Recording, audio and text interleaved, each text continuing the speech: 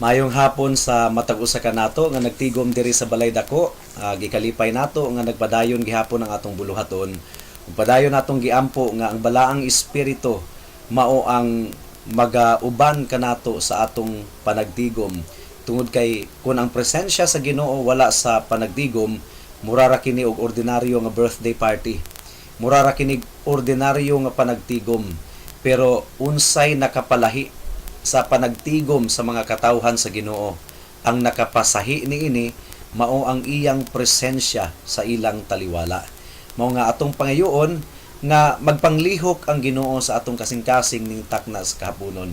So gikan diri sa Cavite, once again among gipaabot sa matag usa ka nato diri sa balay dako ang pagpangumusta. Anyway, si igsuon nato nga si Sir Laure, nangumusta po daay kaninyong tanan diha sa balay dako. Salamat sa Ginoo, nalipay siya kaayo tungod kay nagpadayon ang buluhaton. Bisan pa og niadtong miaging Domingo, wala ninyo makita ang akong dagway. Hinaot nga makita na ninyo ang akong dagway karon, pero dili mapugnan ang pagsabwag sa pulong sa Ginoo. Ang atong pagpamalandong ning takna sa kahaponon, atong pagakutluon gikan sa libro ni Juan, kapitulo 6, versikulo 66 hangtod sa 70. Usbon ko, Juan kapitulo 6, versikulo 66 hangtod sa 70. Hinaot nga aduna mo'y Biblia nga gigunitan karon og ablihi kini, kauban kanako, ug basahon ko kini sa pinulungang Bisaya. Ang giingon diri, tungod niini daghan sa mga tinun-an ni Jesus ang mibiya ug wala na gayud mukuyog kaniya. Busa miingon siya sa 12 ka tinun-an, ug kamo mubiya ba usab kamo kanako? Si Simon Pedro mitubag kaniya, Ginoo, kinsa may among kapaingnan? Anaa kanimo ang mga pulong nga naghatag og kinabuhing walay katapusan. Nagtuo kami og nasayod nga ikaw mao ang balaan nga mianhi gikan sa Dios.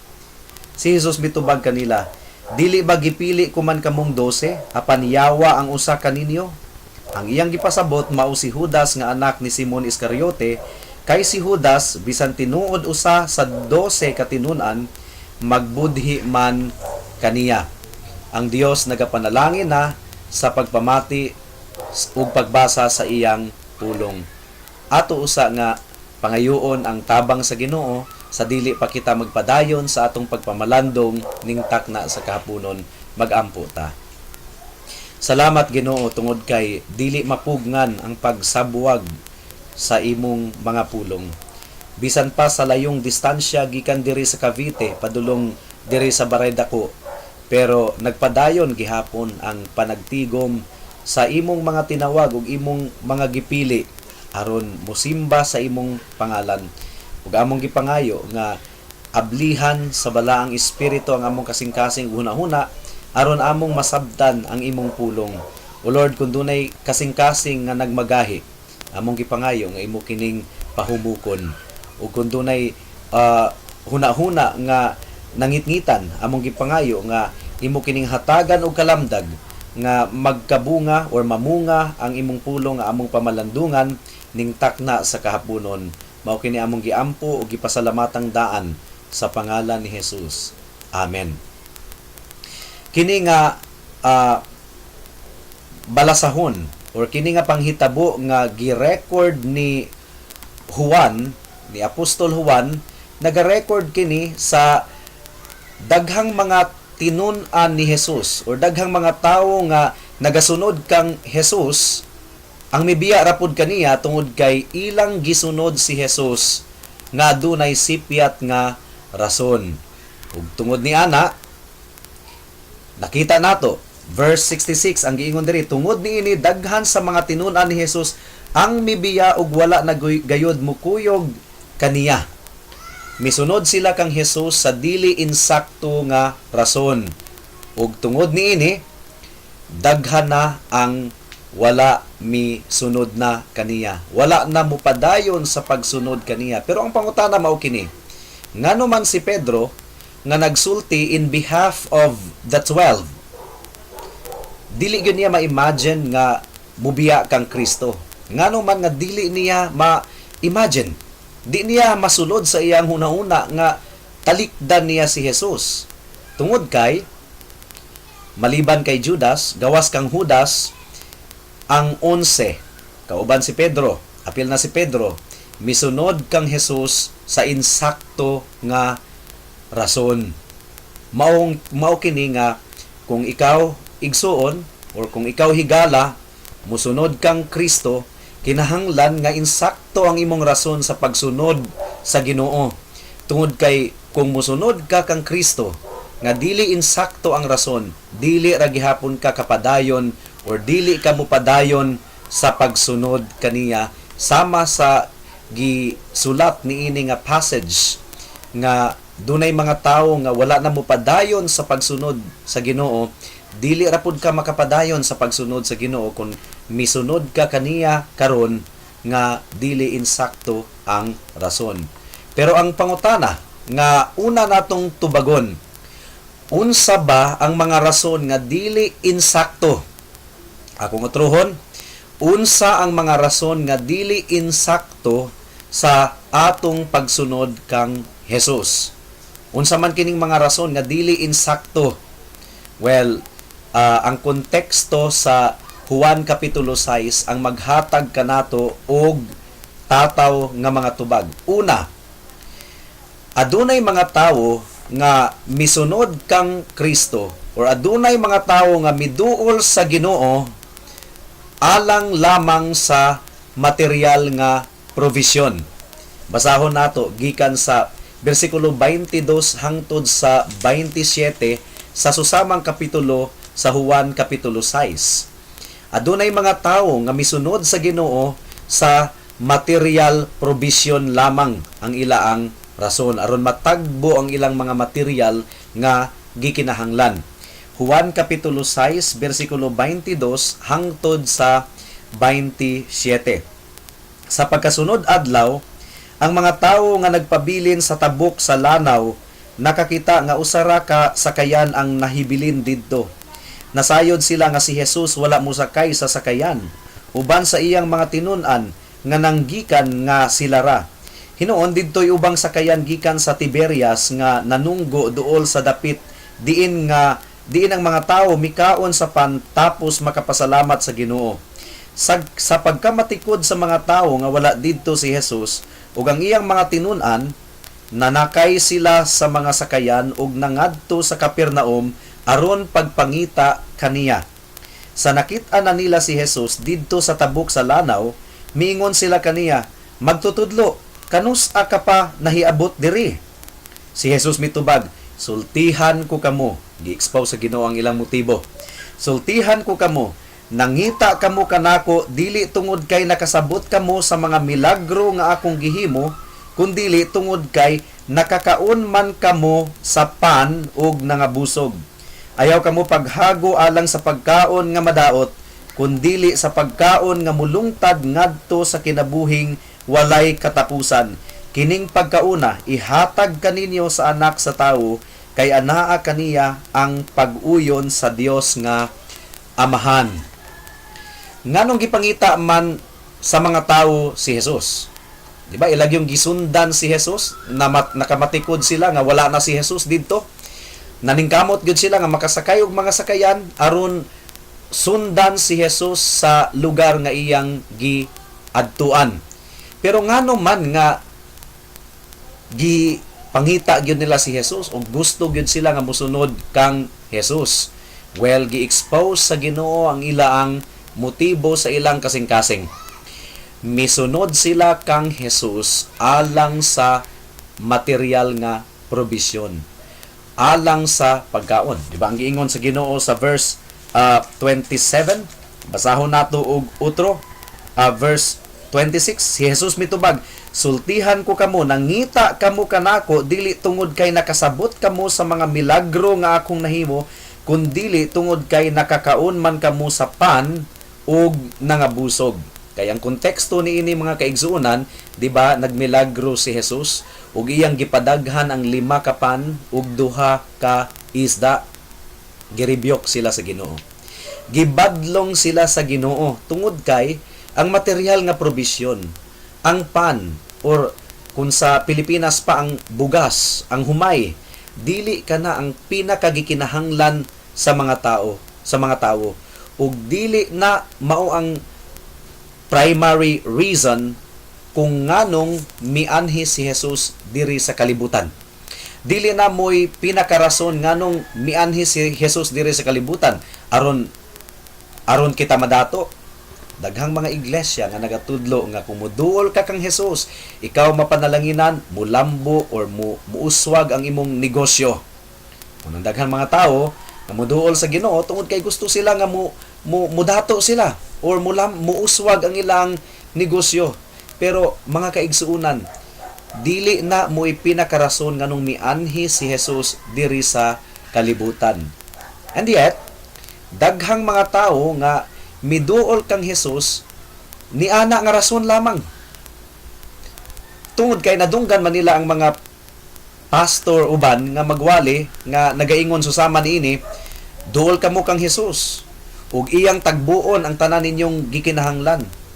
Kanunay mo nga dunay pagkaon sa inyong mga lamesa, ang inyong negosyo muuswag. Panalanginan mo sa Ginoo sa tanang matang sa panalangin.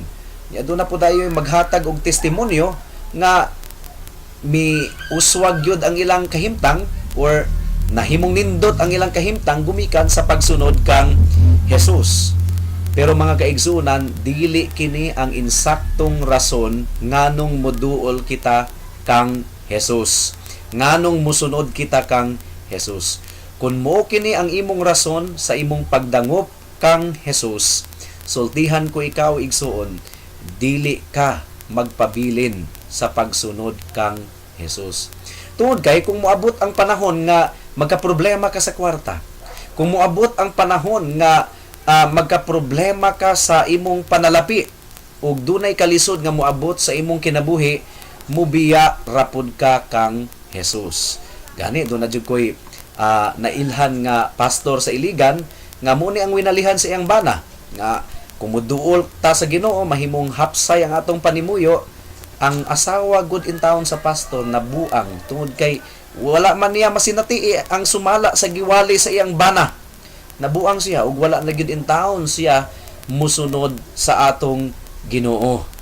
Mao nga kini nga rason sa pagsunod sa Ginoo aron lamang mapanalanginan ug muuswag ang atong kinabuhi. Dili kini insakto nga rason ug bisan kinsa nga anaa nga nagbato niini nga rason, dili gyud makapadayon sa pagsunod sa atong Ginoo. Ikaduhang rason nga sipyat.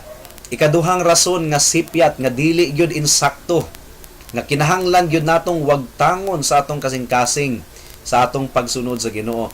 Siguro dili kini uso sa atong lugar sa Unidos, pero diri sa Manila pa sa Ili sa una, daghan ang mga tawo nga musunod kang Jesus tungod kay aduna sila'y paglaom nga si Jesus mao'y magpadato sa nasod sa Pilipinas. Daghang mga tawo nga muduol kang Jesus aron lamang sa social ug political nga improvement. Naani sa kapitulo gihapon nga atong gikutlo ning takna sa kahaponon, bersikulo 14 ug 15 sa Juan kapitulo 6. Mao kini ang giingon, mo atras kita og gamay. Tungod kay sumala sa akong giingon kaganina, ang konteksto mo'y atong kuhaon. Bersikulo 14. Sa pagkakita sa mga tawo sa milagro nga nahimo ni Jesus, miingon sila, sa walay duha-duha siya gayod ang propeta nga giingon sa kasulatan nga muanhi sa kalibutan. Nasayod si Jesus nga muduol sila kaniya og pugson siya aron himuon nilang hari. Busa mibalik siya nga nag-inusara ngadto sa kabungturan.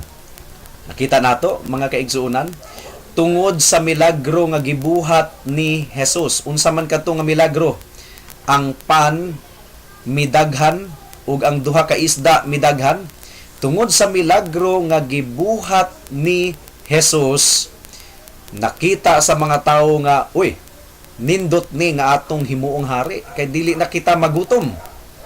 Dili na ta maningkamot og panarbaho. Relax na lang ta kay milagruso de ini nga hari.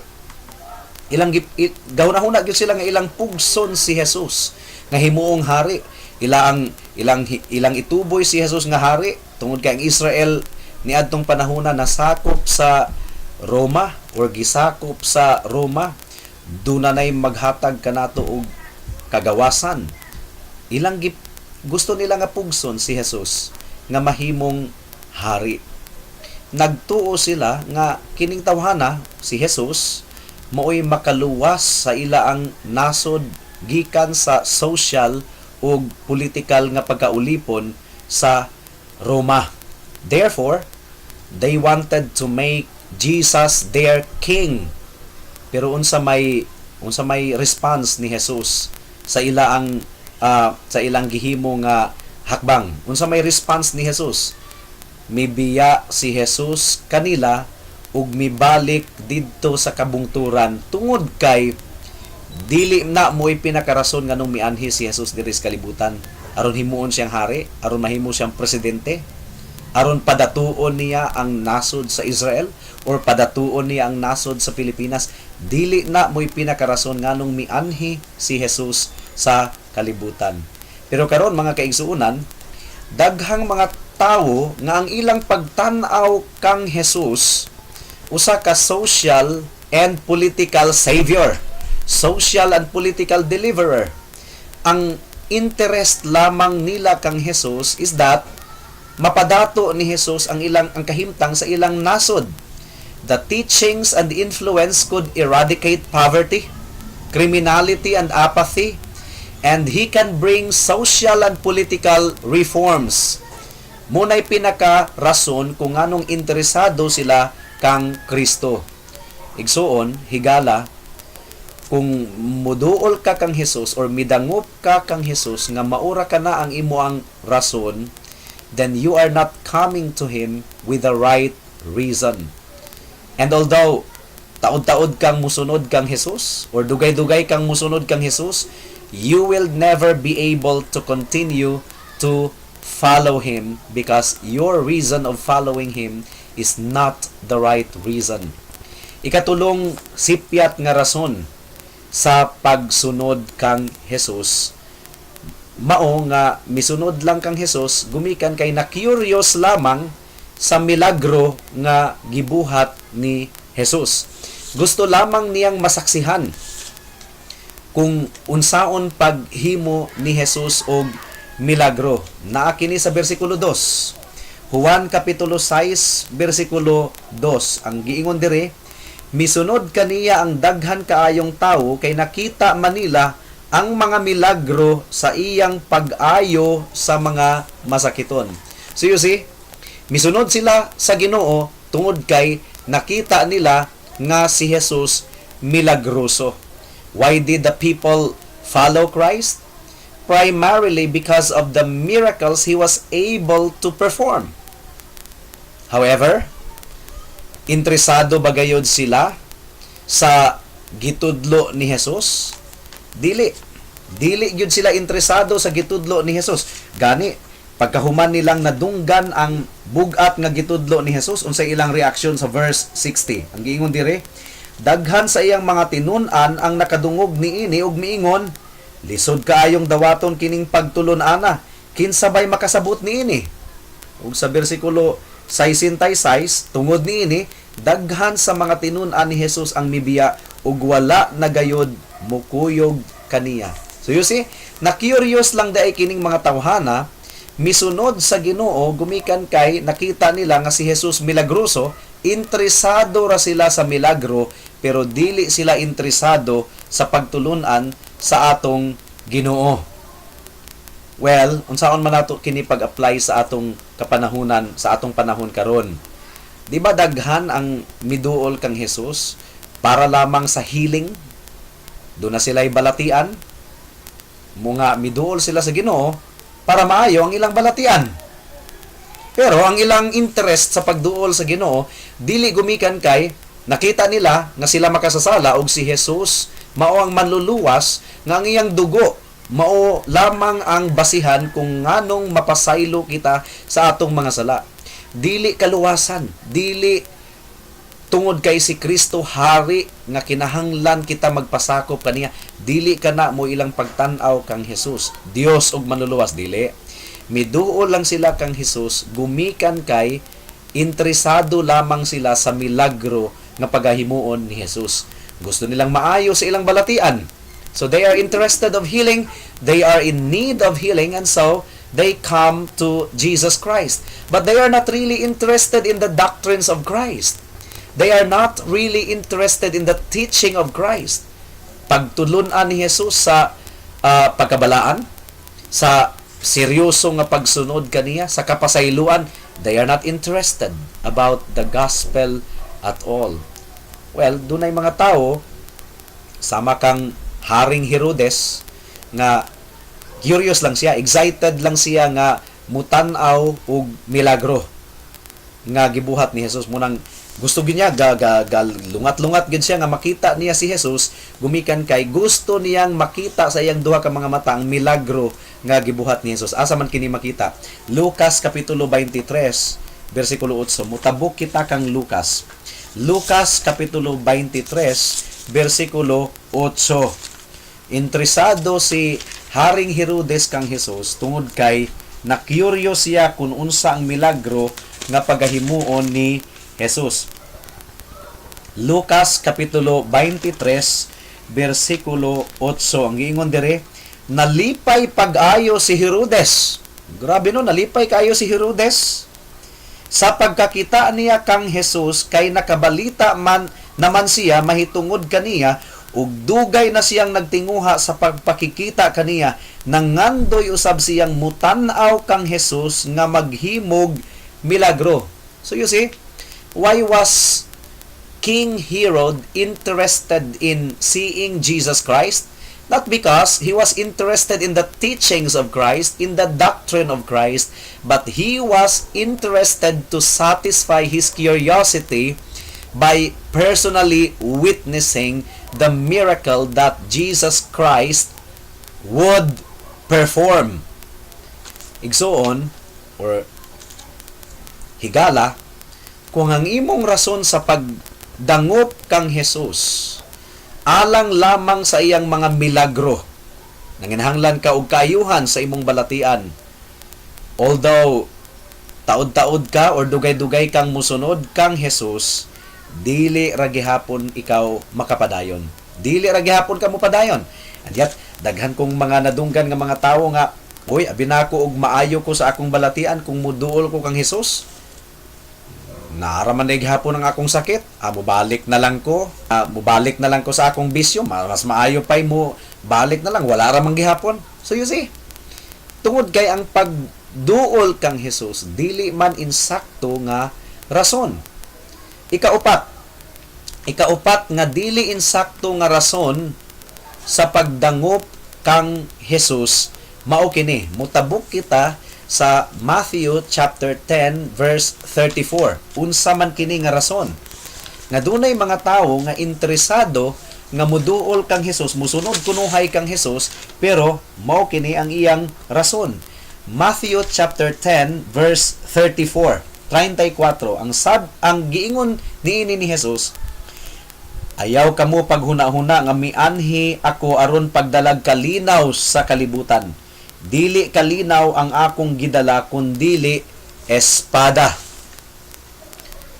Now, balik kini sa rason sa uban nga miduol sila kang Jesus, gumikan kay duna sila'y problema nga wala na sila'y laing madangpan, munang miduol na lang sila kang Jesus aron masulbad ang ilang problema. Dunay nagpa-interview sa usa ka simbahan nga nganong miduol sila sa Ginoo, ang tubag gumikan kay duna sila'y problema. Tanan na ilang giduulan, wala makatabang sa ilang problema, mo nga midangop na lang sila sa Ginoo. So you see, ang nakita nato, ang pinakarason nganong miduol sila sa Ginoo tungod kay nagtuo sila nga sa pagduol nila sa Ginoo masulbad ang tanan nilang mga problema. Doon na sila'y problema sa ilang panimalay, and they think that maybe Jesus Christ can solve their problems. Pero ang pangutana, nagsaad ba ang Ginoo nga sulbaro niya ang tanan natong problema? Si Pablo man gani nga apostoles, tulo kahigayon siyang nangayo sa Ginoo nga tangtangon sa Dios ang tunok sa iya ang panit. Pero ang tubag sa Ginoo sa iya, insakto na ang akong grasya nga mag-sustain kanimo. So no, ang tubag sa Ginoo.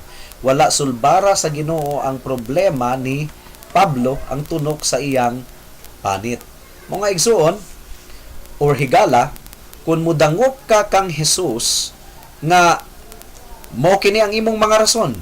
Sa kaya itong unang sipyat nga rason, alang lamang sa material nga probisyon, alang sa political o social nga concerns, o tungod lamang kay interesado ka sa pag-ayo sa imong balatian, or ikaupat, gumikan kay nakita nimo nga si Jesus ang posible nga makasulbad sa imong problema, kung mao kini ang imong mga rason sa pagduol kang Jesus.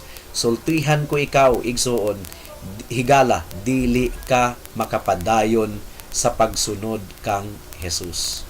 Mga tubago nato sa ikaduha, unsa man di ay ang mga ang insaktong rason sa atong pagsunod kang Jesus. Well, ang insaktong rason gibat-bat ni Pedro sa bersikulo 66 hangtod sa 69. Atong basahon og otro Juan kapitulo 6 bersikulo 66 hangtod sa 69. Ang giingon dire, tungod niini daghan sa mga tinun-an ni Jesus ang mibiya ug wala na gayud mukuyog kaniya. Busa miingon siya sa 12 ka tinun-an, ug kamo mubiya ba usab kamo kanako? Si Simon Pedro mitubag kaniya, Ginoo, kinsa may among kapaingnan? Anaa kanimo ang mga pulong nga naghatag og kinabuhing walay katapusan. Nagtuo kami og nasayod nga ikaw mao ang balaan nga mianhi gikan sa Dios. Nganong dili man gyud makahimo si Pedro og biya kang Kristo? Nganong dili man siya makahimo og biya bisan pag namiya na ang tanan? Tungod kay nasayod si Pedro kun unsa gayod ang iyang pinakabug-at nga panginahanglanon. Unsa ang iyang pinakabug-at nga panginahanglanon? Kinabuhing walay katapusan. Basahon nato gutro. Si Simon Pedro mitubag kaniya, Ginoo, kinsa may among kapaingnan? Anaa kanimo ang mga pulong nga naghatag og kinabuhing walay katapusan. You see? Nakita nato ang gikinahanglan ni Pedro. Nasayod si Pedro sa iyang pinakagikinahanglan, mao ang kinabuhing walay katapusan. To whom shall we go?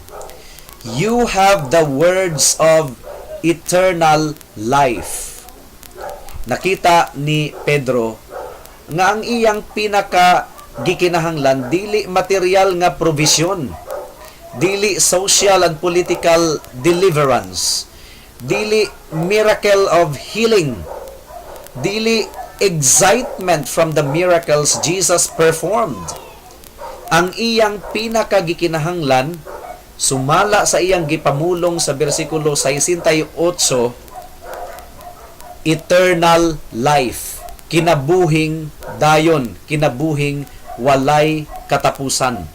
A life under the smile and favor of God, and life in fellowship with God that is eternal in duration. Gawas pa ni ana, mga kaigsuunan, mga higala, nasayod si Pedro nga siya makasasala. Nasabdan ni Pedro nga ang kinabuhing walay katapusan or kinabuhing dayon dili niya makabot gawas kang Kristo. Dili niya makabot gawas lamang kung pinaagi kang Kristo. Unsa may giingon diri sa Lucas kapitulo 5 bersikulo 8 ug 9. Lucas kapitulo 5 bersikulo 8 ug 9. Pakibuklat po sa inyong Biblia. Lucas kapitulo 5 bersikulo 8 ug 9. Ang giingon diri, sa pagkakita ni Simon Pedro sa nahitabo. Unsa man ang nahitabo? Katong, di ba, Nangadlawon na lang si Pedro og pangisda, wala gyud in taon sila'y nakuha nga bisag usa ka kuha. Pero katong miingon si Jesus nga atras og jutay, itaktak ang baling sa tuo nga dapit, daghan kaayong isda nga ilang nakuha. Gani miingon sila nga, Ginoo, nangadlawon na pud mi og kuan dire pagpangisda, pero wa man gyud mi nakuha bisag isa, pero gumikan kay gipamulong nimo nga amo kining buhaton, sige buhaton, bisag expert na to sila nga mangingisda. Muto nga daghan kay silang kuha nga isda. Nagkuha pa man gani sila og usa pa kasakayan aron sudlan sa daghan kayong kuha. Nakita ni Pedro nga Dios kining iyang gikaistorya. Nakita ni Pedro unsa giingon diri sa bersikulo 9, ug sa pagkakita ni Simon Pedro sa nahitabo, miluhod siya sa atubangan ni Jesus ug miingon, "Palayo ka nako, Ginoo, kay makasasala ako." Natingala kaayo siya ug ang iyang mga kauban sa kadaghan sa isda nga ilang nakuha. Ang milagro nga gibuhat ni Jesus mao'y nakapahimong conscious kaniya nga nakita niya nga dili siya takos sa presensya sa Ginoo. Muna nakita niya ang iyang pagkamakasasala, muna miingon siya nga, "Ginoo, palayo ka nako. Naangbot pasabot, makasasala ko, ikaw balaan." Nasayod si Pedro, nasabtan ni Pedro nga dili siya takos sa kinabuhing dayon. Gawas pa ni ana, kumbinsido si Pedro nga si Jesus ang Mesiyas, ug nakasabot si Pedro nga ang kinabuhing dayon makaplagan lamang diha kang Hesukristo ug wala nay lain. Naa lamang kang Hesukristo ang kinabuhing dayon. Mao nga bisan pa kung ang ubang mga tawo namiya na kang Jesus, para kang Pedro, di gyud niya ma-imagine. Di gyud niya ma-imagine nga biyaan o talikdan niya si Jesus. Muna nga mingon siya kang Jesus, "Lord, asa pa man mi moadto? To whom shall we go? Anaa kanimo ang mga pulong nga nagtudlo sa kinabuhing walay katapusan. You have the words of eternal life. We have believed and have come to know that you are the Holy One of God." Mao nga alang kang Pedro, it would be utterly unthinkable for him ever to forsake Jesus. Mao kini ang insaktong rason sa pagsunod kang Jesus. Ug kung ang imong rason sa pagsunod kang Jesus igsuon og higala susama sa rason ni Pedro, nan tinuod ka nga disipulo ni Kristo. Ug susama kang Pedro, dili gyud nimo mahunahunaan nga talikdan nimo si Jesus. Bisan pa sa kalisod, bisan pa sa balatian, bisan pa kung maggubat ang atong nasod, bisan pag duna kay mga problema nga mudangat sa imong kinabuhi, you will never think of leaving Christ. Mao nga kini nga pagtulun-an nato or kini nga pagtuon nato sa pulong sa Ginoo nagsilbi nga samin nga matest natin o matest nato ang atong kaugalingon. Kung ang imong rason sa pagsunod kang Jesus susama kang Pedro, nan tinuod ikaw nga disipulo ni Kristo. Tinuod ka nga tawo ni Kristo. Kung dili, susama sa daghang mibiya kang Jesus. Mubiya rapod ikaw kang Jesus. Mutalikod rapod ikaw kang Jesus. Dili ka makapadayon. Dili ka makapadayon. Mga atong iampo igsuon nga ablihan sa Ginoo ang atong kasing-kasing ug hunahuna ug expose niya kung unsa ba gyud ang atong rason sa pagsunod kang Jesus. Hinaot nga ang rason nato sa pagsunod kang Jesus susama kang Pedro. You have the words of eternal life. Magkinaunsa atong kinabuhi, musunod, mupadayon kita sa pagsunod kang Jesus. Magampo ta. Salamat Ginoo sa pag-remind nimo kanamo sa insakto nga rason sa pagsunod kanimo. Kung ang among rason sipyat o Dios, hinaot nga imo kining tangtangon. Hinaot nga pulihan nimo ang naa sa among kasing-kasing ug insakto nga rason nga bisan pag magkinaunsa ang among kinabuhi, mudangop ra gyud gihapon kami kanimo, musunod ra gyud gihapon kami kanimo, mo lakaw ra gihapon kami sa dalan sa pagkabalaan. Tabangi mi Ginoo, tabangi kami. Mao kini among giampo, gipasalamatan daan sa ngalan ni Jesus. Amen.